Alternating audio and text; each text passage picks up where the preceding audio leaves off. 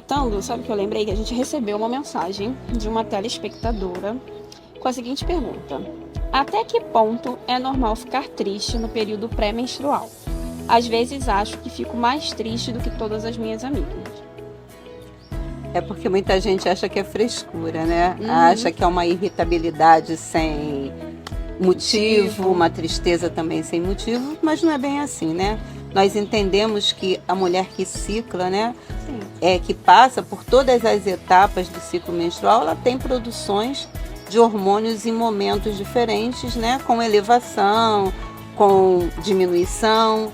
E no período que se antecede a menstruação, acontece muito isso em relação ao estrogênio e à progesterona, né?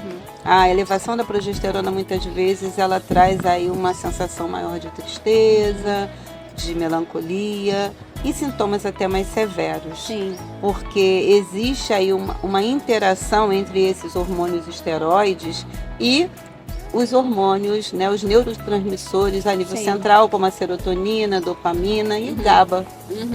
E você bem sabe disso, pois né? porque algumas vezes a pessoa está naturalizando paralisar a própria vida durante uma vez por mês, né? E não é bem assim que deveria funcionar. Eu sempre explico para os meus pacientes que quando alguma coisa começa a atrapalhar nossas atividades do cotidiano, ali do dia a dia, é o momento da gente repensar um pouco o que está acontecendo. Então não é esperado que uma mulher, por estar de TPM, estar na TPM, que ela precise paralisar completamente a vida, seu convívio social, não consiga sair de casa, tenha pensamentos muito ruins. Quando isso acontece, a gente começa a desconfiar do que a gente chama de TDPM, né? E esse momento é crucial, porque possam vir pensamentos suicidas, a pessoa realmente perde o interesse por tudo que faz, muitas vezes se isola, e isso acarreta problemas familiares, conjugais, profissionais, a própria autoestima, e possa levar a consequências desagradáveis, né? Com certeza. Então, ter pensamentos sobre morte nesse período, ficar completamente isolada, sem capacidade de conviver em sociedade, muito irritada a ponto de trazer prejuízos na vida profissional, na vida pessoal, isso não está legal. Então é o momento de procurar um especialista para que o médico possa te ajudar a entender se realmente estamos diante de um quadro de TDPM ou se é algum outro transtorno, enfim, mas precisa de atenção.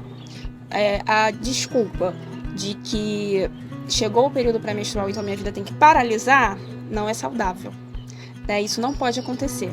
Então, se a gente chega ao ponto de paralisar, é o momento de pedir ajuda. Porque a TPM ela já vem acompanhada, né, de um desejo excessivo de doce, de uma tristeza, de sentir o corpo pesado, a pessoa observa que ganha peso, isso mexe muito com a autoestima, com a produção, né? Muitas vezes são mulheres que começam a ter insônia nesse período, ou então a dormir demais. Tudo isso pode acontecendo, né, numa frequência, numa movimentação tão grande que muitas não percebam que já chegaram na questão mais importante da síndrome. Sim. Então vamos lembrar aqui alguns sintomas que precisamos ficar atentos.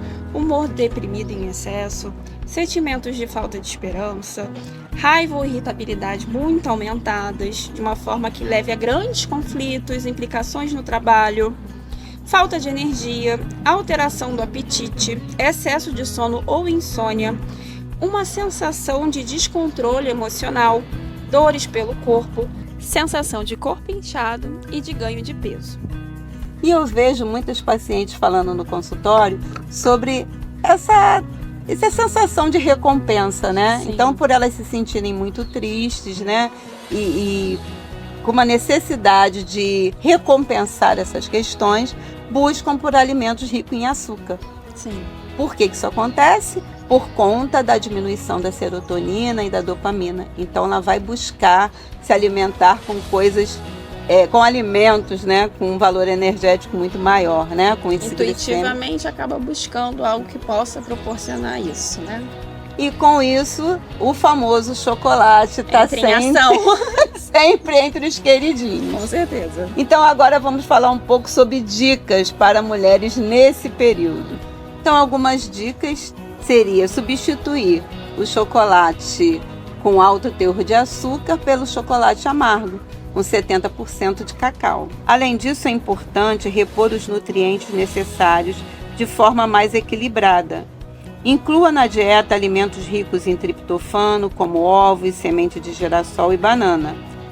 Alimentos ricos em magnésio, como abacate, nozes e folhas verdes escuras. E também alimentos ricos em vitamina B6, como feijão, cereais e a carne vermelha. Então entendemos que TPM não é frescura e que você precisa procurar o seu ginecologista e o seu psiquiatra. Então...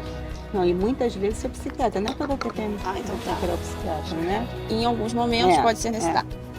Então hoje aprendemos que TPM não é frescura e que muitas vezes é necessário buscar ajuda do ginecologista e do seu psiquiatra. Então, mito desvendado. Conhecimento adquirido.